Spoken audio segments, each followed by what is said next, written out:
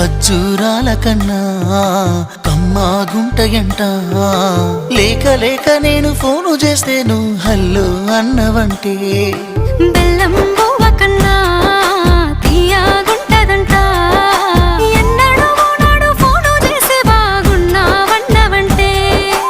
ఏడాది ఎండల్లో ఉంటేనై మోస్తున్నా నా బతుకు కష్టాలని పిల్లని చెయ్యి పట్టాలని నల్లని సీకట్లో ఒకదాన్నే కూసున్నా దిక్కులేని పచ్చినయ్యి బావా నువ్వెప్పుడొస్తావని ఏళ్ళైపోతుంది పిల్ల ఎన్నెలొచ్చింది మన బతుకులా ఏలైపోతుంది పిల్ల ఏలు వట్టంగా వస్తున్నాగా ఇన్నాళ్ళ ఎడబాటు ఎడవాసిపోతుందిలే